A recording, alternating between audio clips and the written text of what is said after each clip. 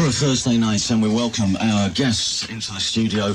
We have Noel and Liam Gallagher with us. And this is the first time, Noel, you were saying you've been interviewed together since, 1994? 1964, yeah. Was that before I left the Beatles? It was before I was born. Was that before you joined the Beatles? And you've been away in America. Yes. When did you get back from there? We got back about 10 days ago, and then we went to the studio to do some B-sides, and came out of the studio on Monday. And we had a lot of flashbacks. So that's B-sides for all around the world? Yeah. Okay. We've actually done a cover of Street Fighting Man, just to piss Keith Richards off, because he's been slagging us off. Have you? Just to make just making more money than what they've already got. Yeah, I was going to Obviously, they ain't got enough. I was going to say, because they're very... do you have to clear something like that before you can actually do it? No, as long as you don't change the arrangement, you don't need permission. I'm like, They had quite a run-in with the Verve, didn't they? yeah, they're having running with me when I meet him down Sainsbury's. I think it was Andrew Luke Oldham who had a run-in with the Verve about that. Right. What? Can I interrupt on, like, we're here, like, you interrupted me. We're here to celebrate, like, bonfire night and stuff like that, but, because I'm silly out of George, I'm like, but things like... Not before Halloween, you can't celebrate bonfire night. All these, slags coming out of the closets and that at the moment, right, before we're going to... I'm going to shut my mouth after this then, right? I bet you... I bet you... John's been a bit rude in the past, hasn't he? So I'm going to have to point... Look at him there, slipping in the gun. All that says you won't shut your mouth after this. Right, that's about will. That's like 85 quid. And a platinum cat. Yeah. No, I've got my own, man. Listen, anyway, right, before I go all these old farts, right, like, get out of the day centre, right, yeah. Give me the money. Like a microphone comes in, you've got a problem with a kid, right, yeah. Problem? A problem with a kid, right, or Oasis, right, yeah.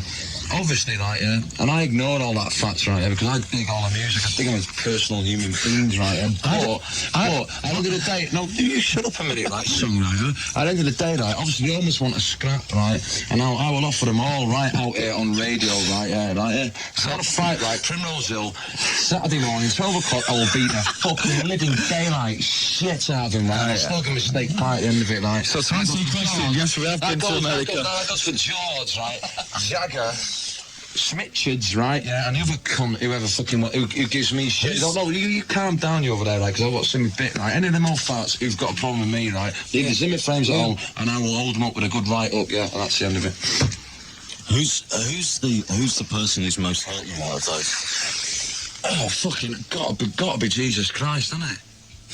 But no one's hurt me, right, because I still dig their music, right? Yeah, I love George Harrison's music, I love Keith Richards, I love Mick Jagger's music, right? I love who else wants to slag me off and all that type of, but at the end of the day, it's getting childish, isn't it? It's like being in the playground. I left the playground years ago. Now they want to push them out in the fucking, on the swings and that, and I'll push them in them little, I'll put them in them little swings. That's what fighting in me. But do you think they say these things because they're goaded into saying them? I just think they're jealous, and I think they're senile, and I fucking ain't getting enough meat pies and that. Yeah. But does it bother you? Because, you're bigger than that, aren't you? I'm bigger than everything, me. I'm me, and personally, I'm bigger than that, but obviously they want a scrap. And I will beat them up if they want to fight. And the venue is Primrose Hill. What? No. Shut up. That's what I was going to say, that. Next question. How was... I want to talk quickly about the tour, because the tour, particularly somebody was telling me the date in Aberdeen was some of the best gigs. Yeah, it was something like that. What was it about Aberdeen? I don't know, like, you get them gigs, are you going to interrupt, or can I go on? No, go on. You can speak like musical. You sort of get, like, about, like, 5 or 6 gigs when your career, where it's like, everything just clicks and it just, like, transcends music. And it's like, there was, like, the second night at Aberdeen. Yeah, well, it was top. No, I think they're the best shows we've done. Yeah, it was. It just, I don't know, there was... Not the best, but, like, one of the best, like, we've done really great gigs and that, and, like, they were... No, but it did. Hit them out there. Yeah, but it was, like, it was the crowd as well, man, you know what I mean? It's like, there ain't that many bands who go to Aberdeen and all that stuff, but, it was, like, the vibe... How many places that in Dean? Did you enjoy getting back to this tour? Because obviously after getting to the stage of playing Knebworth and places like that, in comparative terms, this was more essentially quite an intimate gig. Yeah, it was really nice and tight fit, it was like nice, we loved playing, it was great, all them gigs were great. And like, What's Yeah, but even though Stephen, like Knebworth was no big deal for us. It was like it was like we'll never get the vibes or reap the benefits of Knebworth, because like that would come when we were about 8 and spitting in our fucking knickers, you know what I mean? Because that was like big time. what's the Sorry, finish. Like, the thing is, right, it's like that is like something that doesn't come to a bunch of lads from Manchester who just played. You know, like we like to play like 31,000 people off the Spike Islands. You know what I mean? Yeah. And like Knebworth was like a big fucking bang. You know what I mean? And I'm still there, basically. what did the bomb go off or something? You know, I'm still there, and it's like that's big time, right? Did it take you quite a long time for it to sink in? I've just not sunk in yet. Still. Yeah, I'm still on that. Would you do anything comparable to that again? No. I reckon if someone played 225 on 126,000 one night, then I reckon they have to go back and do 127. Yeah. Well, take it from me. I won't be doing it. Okay. Well, not about you. You asked me the question.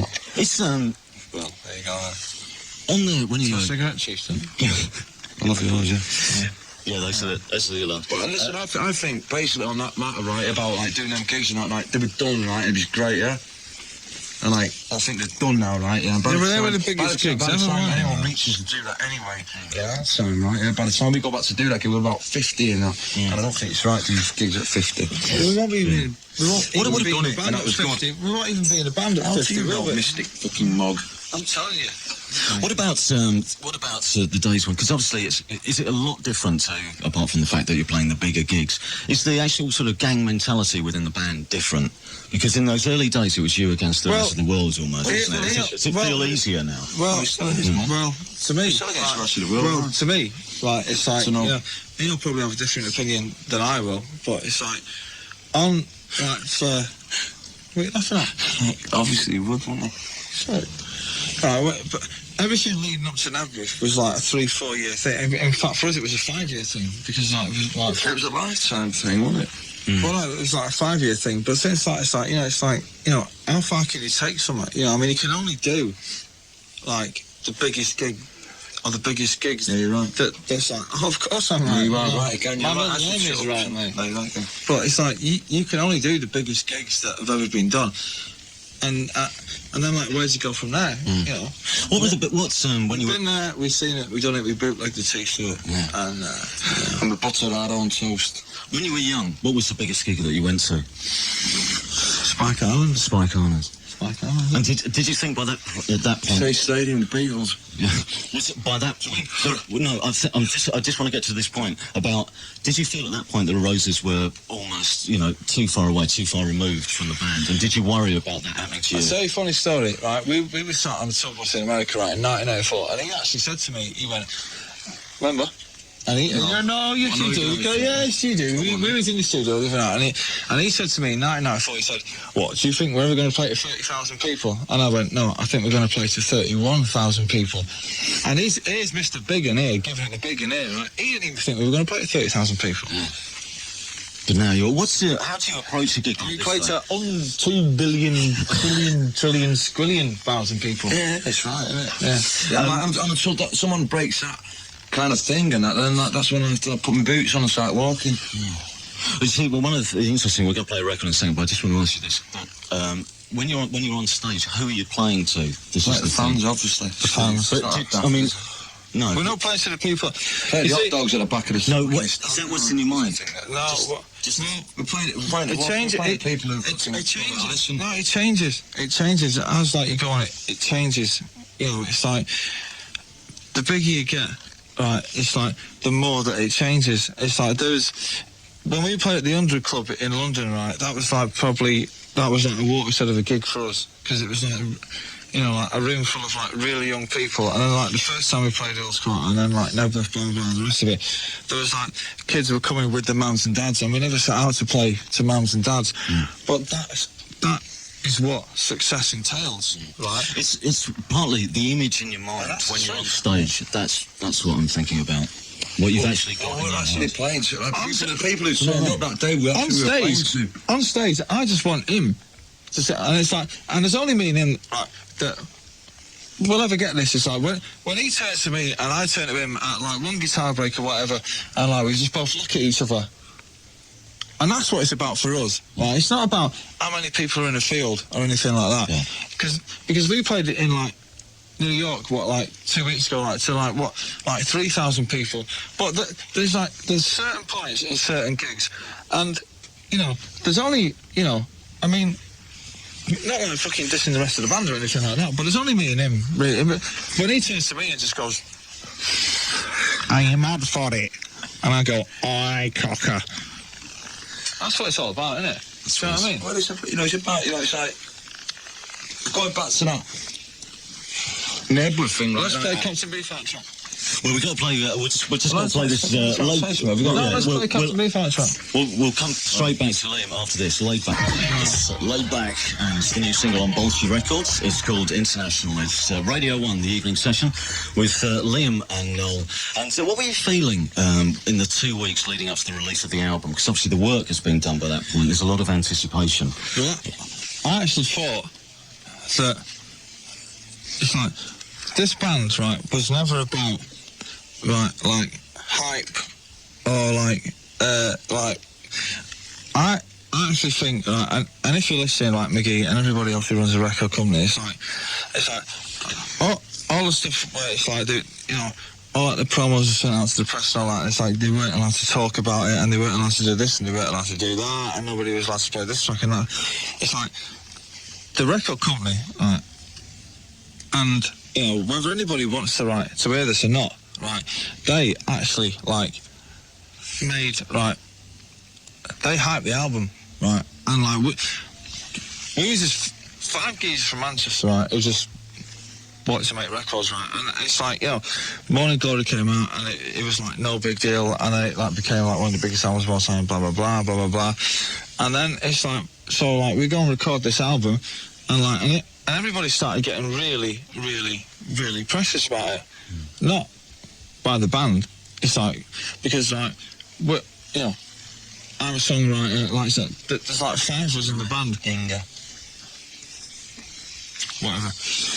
Right, but it's like, we're like musicians, right, and we just do what we do, but like people started getting, as far as I'm concerned anyway, over precious about it, and we started getting a lot of flack about that, because at the end of the day, it was just another album, you know what I mean? But it's your album as well. No, but it's just another album. That you see, like them songs on like Be Here Now, right? It's like they are not even the best songs, right, in Oasis' career. But Be Here Now? No, they're not. Well, I think they're a lot better than what we've done. Yeah, but I think. Anyway. Yeah, but like we've heard. I think they're the best. It's a better group, and everyone's playing better, and that's what I'm saying on it. Yeah, but it's not the best songs. Forget anyone else. Yeah, but that's what they do. So no. So, but it ain't the best songs that we're ever going to do, mate. And you know that. The best songs we're ever going to do, because we've got 6 albums to do. Like life goes on. It's not the best shit you're ever going to shit in the boggin when you're 12, is it? You know what I mean? I was going to fart better than like fucking, pick our nose better. You know what I mean? So we're agreeing on that one, aren't we? We are agreeing on that. It's not the best songs we're going to do, because that's what I'm saying. It's the best album we've ever bleeding done. It's just, and that's what I'm saying. It doesn't matter. Everyone gets a bit precious in that. It's just another album in the career of Oasis. It's just Oasis' third album. Oh no, it's great. I'm not saying it's naff or anything. What I'm saying is it's just Oasis' third album. But also, isn't it? Wait. As well as being the third album, being the Wait sort till of you hear the end fourth album. But isn't this the end of an era almost? Yeah, It's definitely. Are a set. Yeah, you're right. I always said you're on the ball. I always said that this morning, aren't you? That's the clean your teeth. You flossed them, maybe. Doesn't floss them. No. Use Colgate. No, I've smoked this one. McLean's. No, you don't. Well, that doesn't buy your breath from where I'm sitting. Okay. What I'm saying is, right, it's like, we always said that, like, the first 3 albums were like part of, like, one great big album. Right, and it's like, we don't even know when the next album's going to come out. I mean, you don't. So, like, I don't, so It's the last album. It's the last album. Be Here Now is the last album, right, that we could ever, anyone else could ever commercialise, basically, as far as I'm concerned. It's the last Oasis album of the 90s. It's the last Take it from Oasis album that anyone else can fucking, like, commercialise and fucking suck the balls out of it, right, basically, right, i.e. fucking record companies and anyone else, right. The next one is going to be, that's the way it was planned anyway. The next one's going to be Yeah. We're going to change the face of rock and roll music, basically, as far as I'm concerned.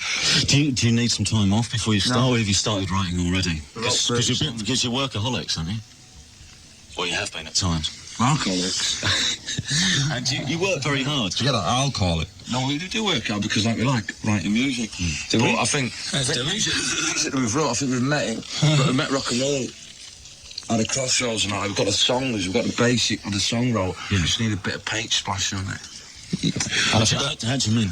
What I mean, like, Steve, let's get like psychedelic, let's like put on like our hard pants and like... Well, I'll say to the kids now, there ain't going to be another Oasis album in the 90s. No, there isn't. No, in the 90s, No, there isn't. Like, we're going to kick it in the millennium, right? So- the millennium's not so we're in- important, right? what but year it's are we in? another year, right? What is it? 97. No. Listen, right. 7?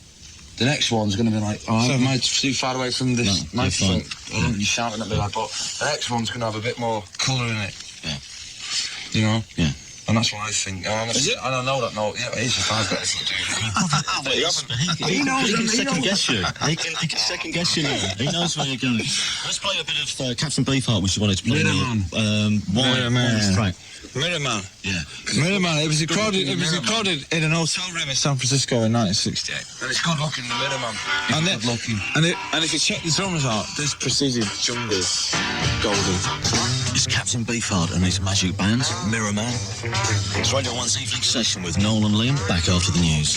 As in Radio 1's evening session for another hour tonight, and we're going to open up the phone lines now, and the fax machine as well. If you want to put a question to Noel and Liam from Oasis who are with us tonight, the phone number is a free call number, 0500 110 100.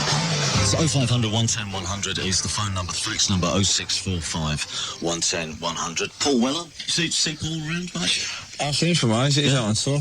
Of course, yeah. He's out in Japan. Doing some stuff. What about the music that you've listened to? Bands around at the moment that you like at the moment? The Verve. Travis, that's it. Yeah. Austin Cool's saying Paul Weller, obviously. And that is about it. As far as I'm concerned. What was Speak my humble mind. What was your reaction when you first heard the Verve album? Pardon? What was your reaction when you first heard the Verve album? Well, when I first heard it, I thought, well, it's about time that them guys actually done it. I wasn't surprised a bit, me, you know, because I've heard it all before. You know, I've been hearing Richard's songs for a long time in the verse, so you know, it's like, and it's just right. The first reaction should be for the kids and like because like.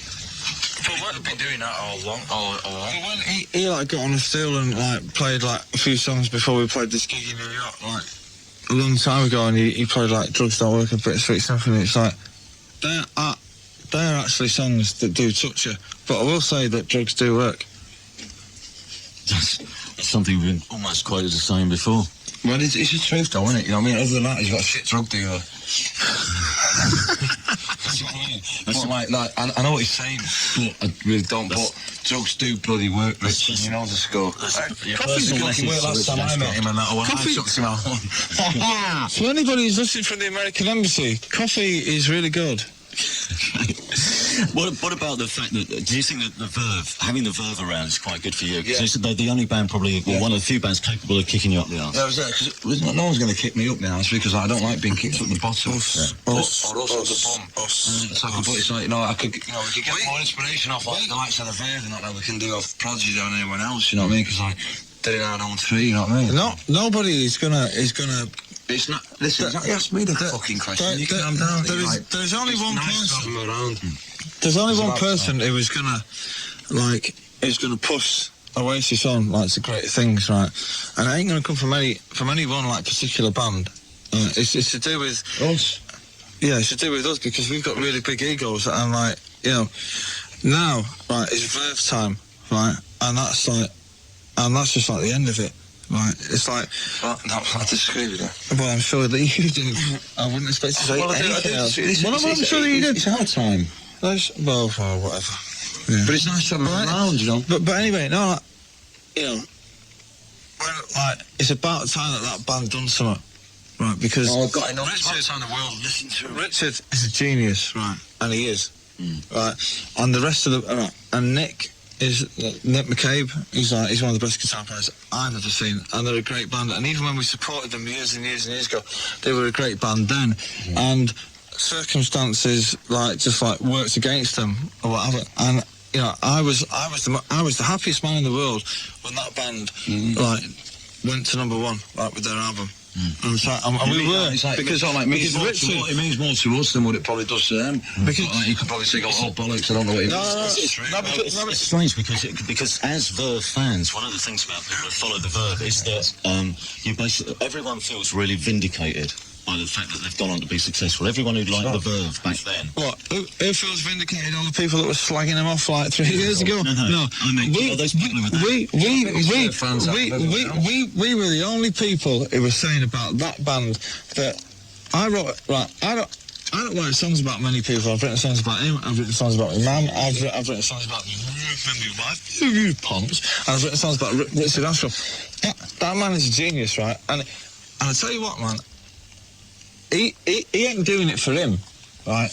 He's doing it, right, for me.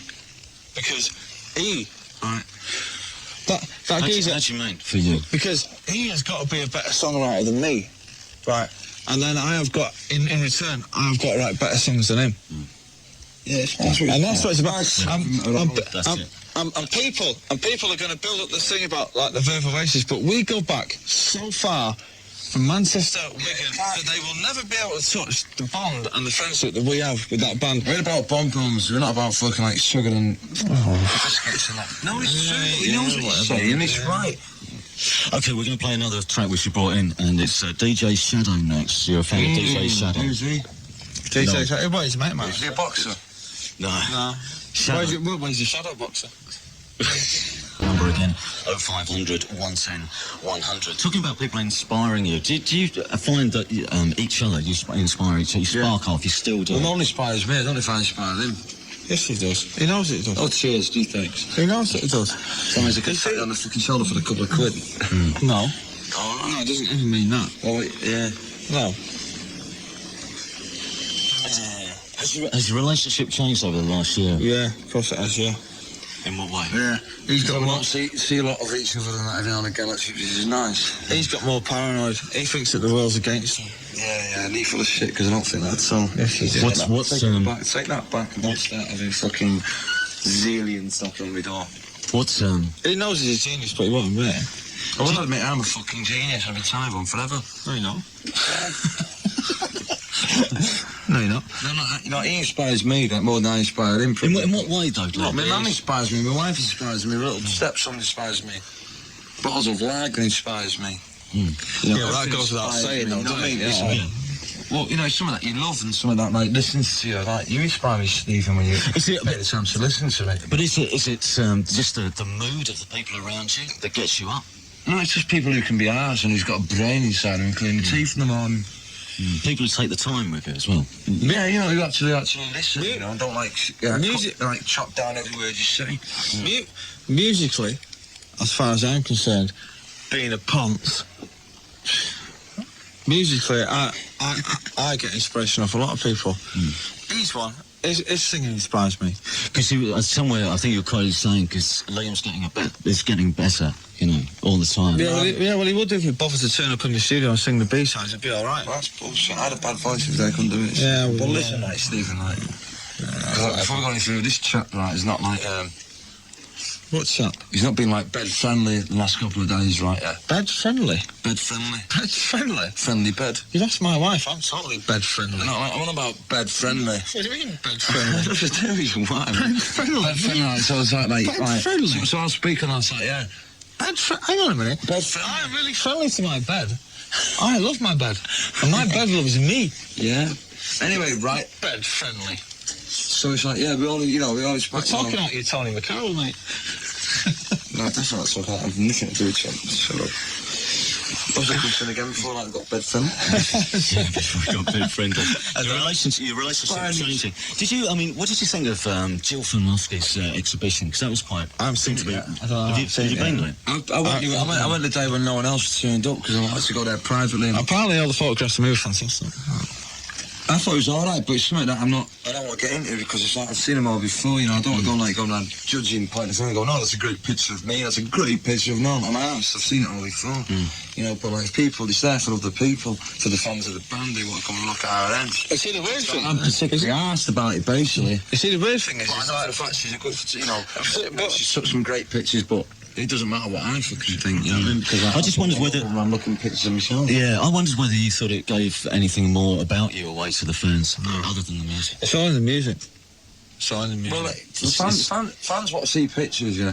Like, I'm a fan, I want to see pictures of all bands, you know. yeah, but was it... But so, if it did give anything to, like, fans of the band, then that's cool. yeah, but was you going to But it see, didn't like... give anything to yeah, me, but, really. but was it it's like our favourite band, Take That, right? So was you going to see Take That photograph? I would if it was in it, but I'm not in it. But don't you think that one of the things with photographs of yourselves is there's a lot of it's body language. There's a body language in But Oasis. Stephen, before I could, like, fucking... Like, There's a body language with the rhythm guitarist. right, listen, right... You see what I mean? I see what you mean, but like, fucking... Shut Speak, Shut it. you know, but like... For fun, I didn't get anything off the expedition because I've seen it off...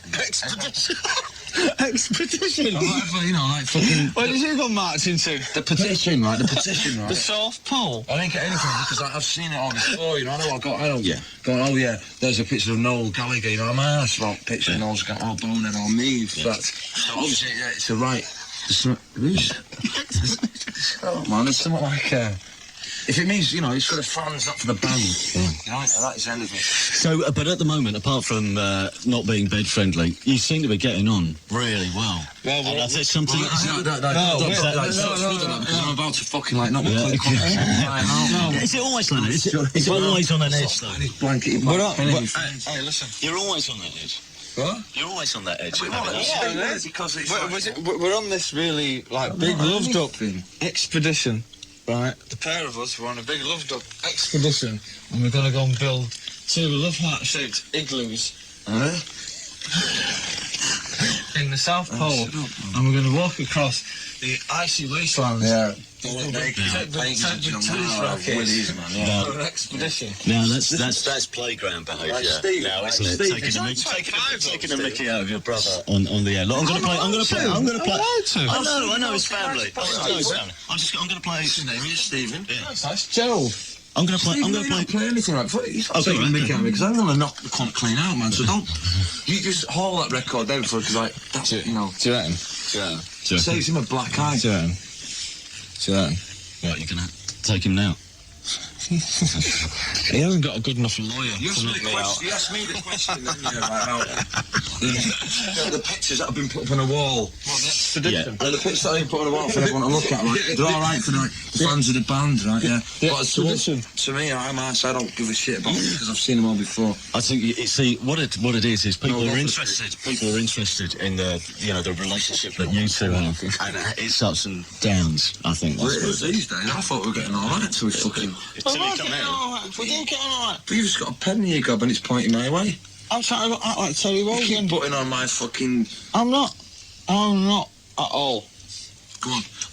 Okay, here's a tune from a band called Clinic, which we've been playing all this week.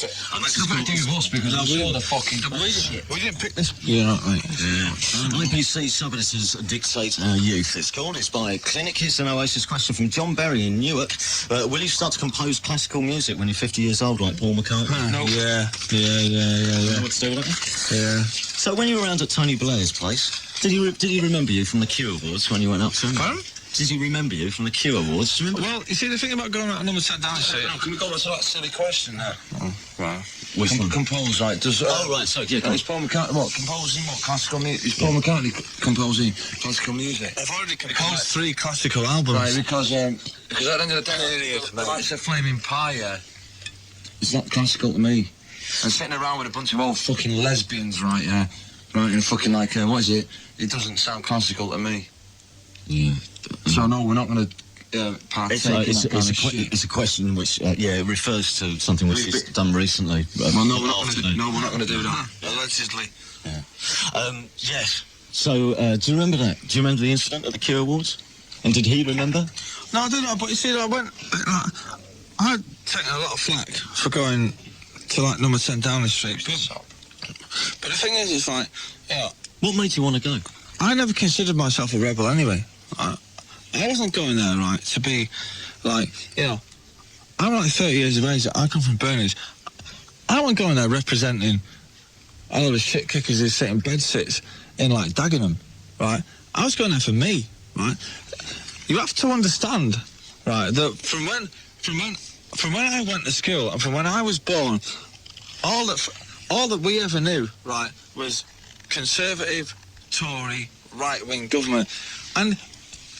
But you know what people don't mention is it's like they say he went to meet Tony Blair. No, it's like I went to meet the Labour Prime Minister. You know, I was sitting in the bog, man. That was right. That's the right. But the thing is, it's like, you know, for like 18 years, people in this country moaned about wanting to get a Labour government into this country. As soon as he got it, they're all moaning about it. And I wasn't going there representing him. I wasn't going to represent anyone. I got a letter through the post saying, you know, would you like to come and, like, you know. And what did you think? Pardon? And what did you think when it came through? But I'll tell you what I thought. I thought, I'm going to meet the Labour Prime Minister. I'm like, and I don't care what anybody who's listening to this radio programme thinks about anything, right? I believe fundamentally in... I'm losing it here, aren't I? Yeah, but I am losing it here. You're very close. No, but someone's not got a grey hair in the country. Yeah, that's what about someone who's got a face like a fucking brick. Our parents always drumming to us that, like, the Labour Party was, like, for the people and the Tory Party was not. And I went to meet the Labour Prime Minister, period. I wasn't going to represent the indie community. It was they. It was they. Do you think... I know what... No, Steve, I don't think anything. I don't think anything. I just went there and that's the end of it. Yeah, exactly. For the crap. And that's it. And that's the end of it. See, the thing is, have you been to 10 Downing Street? No. Well, I have. So shut it. All right. Wasn't accusing you of somehow selling us out. Oh, no, but, you know what I mean? Okay, so to anybody else who's listening to this, have you been to 10 Downing Street? No. Well, I have, so shut it. The vibrate is Anyway, I'll be Lord Mayor of London within the next 6 months. What will you do? Stephen? Pardon? And what will you do if you're Lord Mayor of In London? people's mouths. Listen, Legalising drugs. Listen to me. And the vibe is like, you know, like when I heard all that stuff, like, it's like, I thought it was a buzz, you know what I mean? I didn't get invited, but they're markers, but like, they're fucking shit bags, right? I couldn't go in there and do anything because I'm not... Yeah, because you didn't get invited. I did get invited, right? But the vibe is, my thing is, like, for him to go there, right, and all that stuff... Part of our family, man. He's great in that, like, from people like... It's one of the Gallagher's. These people are putting their heads together. It's one of the Gallagher's getting invited to 10 Everyone's moan about it, right, man. Ready to moan all the fucking stuff. Would you go? Would you go if you got invited? Well, hang on a minute. Would you go if you got invited? I probably would. Right then, there you go then. End of story. End of story. End of story. I think you may have misconstrued why I asked you. I'm interested. Right, didn't. Like, they can say something, right? If we're getting into the microphone before this girl over there shouts at me. Right? There's nothing wrong, right? Like the people at Oasis, right? Are in, like, it's a Labour government. I know. Let's put their heads together. Power to the people. Find a bit of common ground. Power to the people. A round of applause for the Lars and Timeless Melody. And words. You were fans of the Lars, but you were saying during that record that what's the point of making another record if the world's not ready for it? We're talking about the Lars and obviously the others, especially. You know. I think he could write 20 Timeless Melodies if he wanted to. But you know, like, he's into something else. You know, like he's like, you know. What's the point? What's the point? You write music for yourself, don't you? First, you know what I mean? There's only one boy in this country who scares me, and that's him. What, songwriting-wise? Yeah. Yeah, and because when he wants to, because he is a genius. Forget everybody, every songwriting, every other band, and every contemporary band. Liam Mathers, if you're listening, get it together, man. He frightens the life out of me. Looking Glass, I Can't Sleep. Time was right. There she goes. We played There She Goes. And there's a tune called Over, right, on the B-side. Over, the story's over. But like, over, the song's over. But like, remember we went on stage, just before we went on stage at Knebworth, and Paolo played There She Goes. And there's like 20,000 people singing the words. And it's like... He's not forgotten. I'll tell you, man. This sort of Lars genius, mate. Yeah. And it's like, and that's like, that's stamp based on it. He could say now... all these little pop songs like that. But he's like totally frustrated by a sound where he wants to go, and it might be the downfall of him. But at the end of the day, he's the only one who's going to come. You know, and that's what I'm saying. Going back to like changing the face of rock and roll music, right? It's a task that's got to be done. But we're thinking you have to about understand, right? You know, like when that Lars album came out in 1989, like, everything was like baggy and groovy and dancey. That album, Unfinished Monkey Business. oh, that's Ian Brown's out. Hang on, what are you on about? Right, Another one. right. That came out in 1989, right? And it was all the climate of the music was all like, you know, like dance rock indie crossover. That album was just like pure. That was pop songs. Yeah, totally. That was the first Britpop album, mate. Christina Murray and Hartlepool, are you enjoying married life? Are you planning families? I'm going to divorce him as soon as I leave the studio. Not you to know. I think you're bound. You're going to be together forever, I'm afraid. I believe in the marriage and I believe in the family. So I'm going to buy a dog next week, and I'm sorry if it pisses people off, but I'm a fucking old fat. Oh, but you're 25. No, I'm enjoying it. No, I'm going to have kids, next year, I reckon. But I don't know, I'm going to have a bang at it. I'm going to have a go. Will you be good as a father? I'll be wicked, I'll be the best father in the world, yeah. I mean, it's just... I'll be shit at paying the bills, probably. You'll be great playing with the child, yeah. I'll be a really good uncle. You'll be a good uncle. Yeah, and yeah, but enjoying, married family, you know, like... The tap from uncle, that's what I'd be, the tap from uncle. Yeah, no, C-H-A-P, I've got some between U-N... Yeah, But has it... a new Lennon on the fucking... Yeah, that's the one. Has it given you an extra set of responsibilities? What? What's this Noel collapsing to one side of his chair? Has it given you... I just scratched me bollocks, dude. Has it made you less protective of Liam, knowing that he's got someone there for him? Pardon? Has it made you less protective of Liam? I tell you what, man. You're laughing. He can look after himself. And he might like, he's my younger brother. How old are you? 25. Are you? You did get me a present, you come. Oh, you did? You did? Yeah, you did. Yes, I do. Right, but you, he's 25, I'm like 34 years. 24. And it's like, I don't need to look after him. No one needs to look after me. I look after me fucking self. Hey, hang on, mate. Everyone thinks Hey, listen. It's like that man, right, is a bigger man than I am. Do you think so? Yes, I do think so. I think so. Why? Why? Well, that's nothing to do with you. But I'm telling you, I think that he's a bigger man than I am. Because he has to deal with his life, and he's got to deal with somebody like me on top of everything that goes on, and he's a bigger man than I am. But he's still a knob.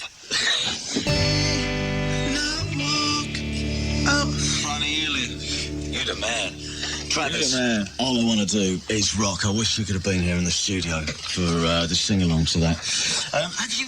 When was the last time you fancied just sort of running away and leaving it all for a bit? The other day. 10 minutes ago. We're going to do it, mate. Are you? You're going to take some time off? Do you need it?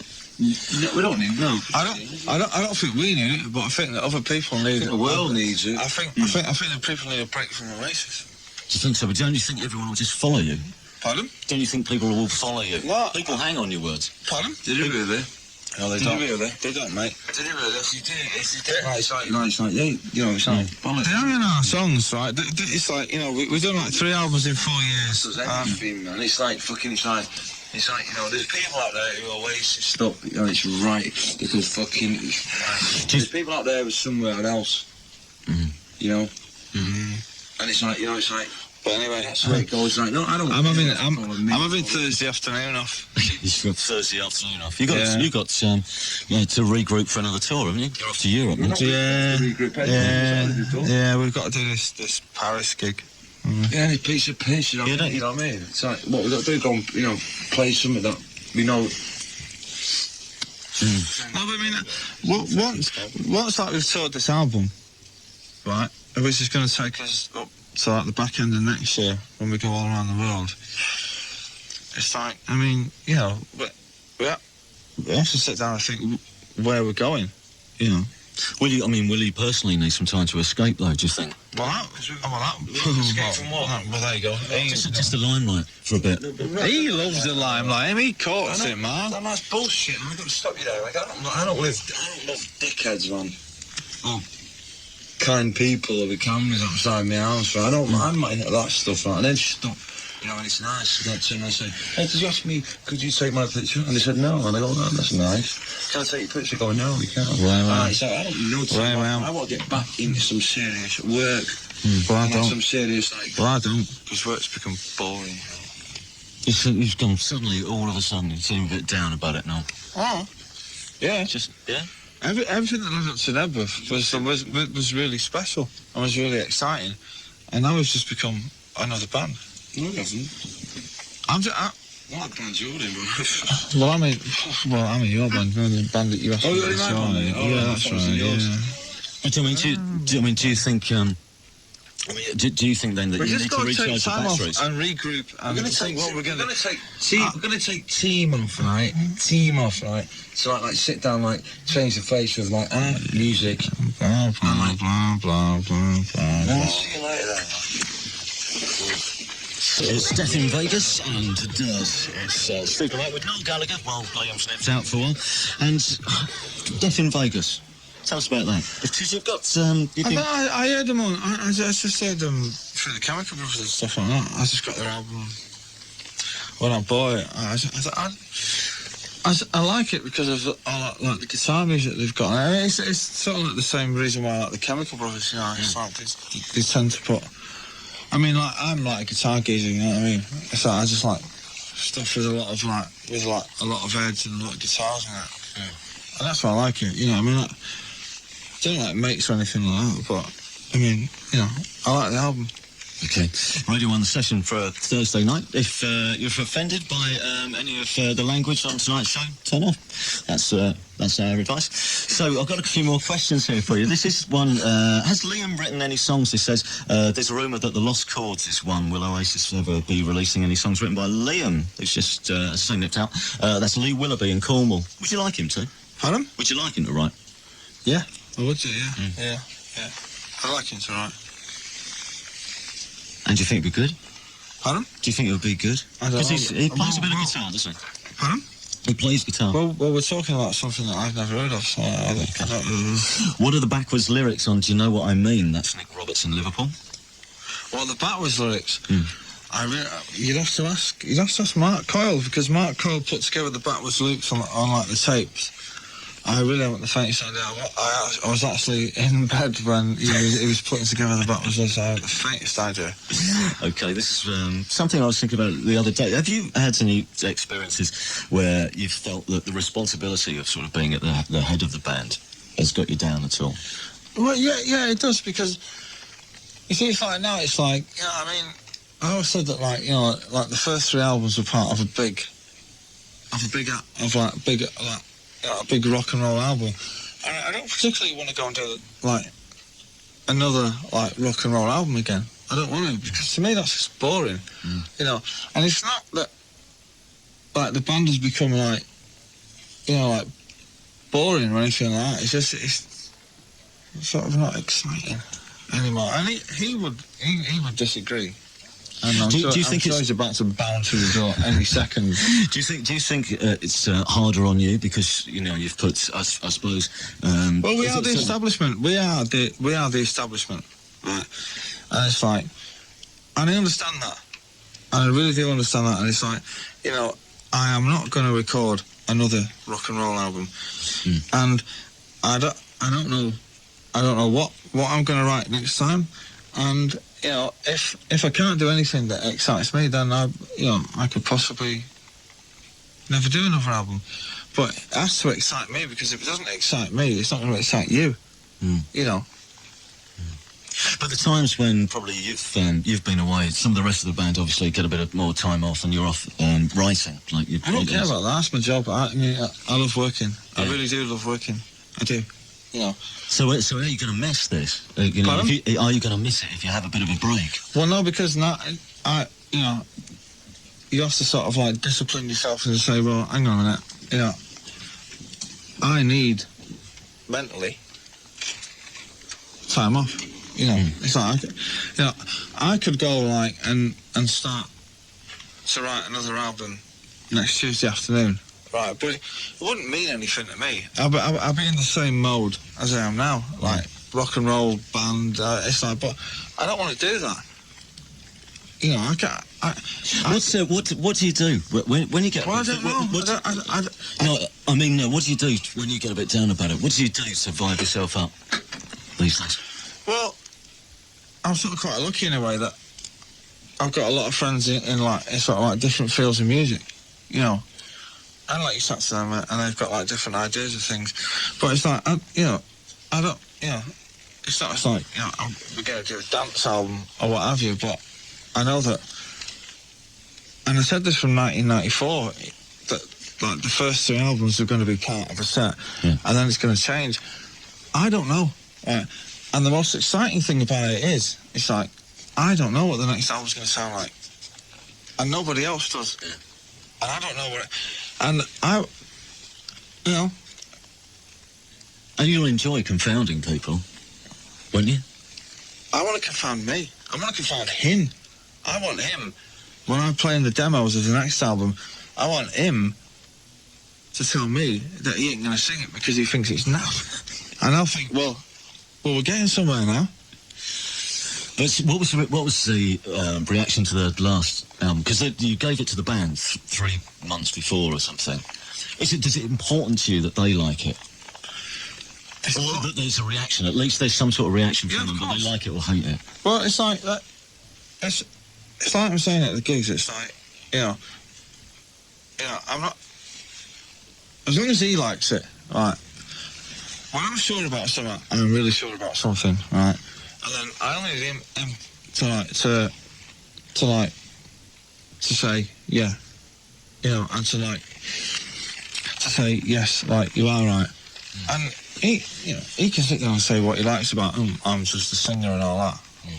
But it's his band, It's his band. You're being I'm getting old now, Steve. Yeah, are you mellowing? Are you mellowing? Because you're giving him more credit probably than you've given him before. No, well, yeah. Because yeah, you are. Yeah. Where's that come from then? I don't know. He's got a really good lawyer. Lucky man from the Verve. What do you think has been the hardest lesson that you've learned over the last year or so? I don't know. Has there been one? Not to get complacent. Not to believe that the sun shines out your arse. Not to believe that you are the biggest thing since sliced bread. Because I tell you what, since 1994, there's a lot of bands who have come through, right? And it's like what I was saying before. It's like, there is a lot of bands who I don't particularly think that are good as us, but like when our first album in 1994, it was like we just like decimated everything. That was it. Supersonic, you know what I mean? And like Live Forever. And we got to get back to that, And maybe it's not about like the songwriting. I have my style about writing songs, and I'll always write melodic songs, but I think it's just going to go about the way that you record them. And I don't think that on the last album, on like Be Here Now, that we took too many chances in the studio. You see that? And it's like a sad thing to say, but I think that one of the best things that I've ever done is Setting Sun with like the Chemical Brothers. Now, and I wrote half of that song. I wrote like the melody and the lyrics, blah blah blah, and all that. And it's like I was saying before, I'm not saying we've got to go do a dance album, but it's like we're sort of stuck in this rut of like being this like 5-piece rock and roll band, stick it in the Marshalls, blah blah blah, chug away. You sound like you're a bit unhappy with the last record, in a way. No, or frustrated, maybe. I'm not unhappy with the record, not at all. I think the songs are great songs. I mean, do you know what I mean? Stand By Me, Fading Out, All Around the World. It's getting better, man. I'd die for them songs. I'm telling you, I would die for them songs. But it's like I'll never record songs like them again because you can't. You know, it's like. It's onward from here. That's what We have Onward. to. Yeah. You have to. Okay, we have to wrap things up. We're going to play a track from the Sex Pistols album, which I read somewhere, I think it was in the Sun newspaper actually, was your favourite album of all time. Well, it must be true. Just checking. Yeah. Well, never mind the bollocks. I think I bought that when I was about 12, and it's still the most dangerous rock and roll record of all time. You've been listening to the evening session with Liam and Noel. We apologise if you've been offended by any of the language tonight, but in a live situation, that can happen. That's Oasis. Stay tuned for the movie update and John Peel. 97 to 99 FM.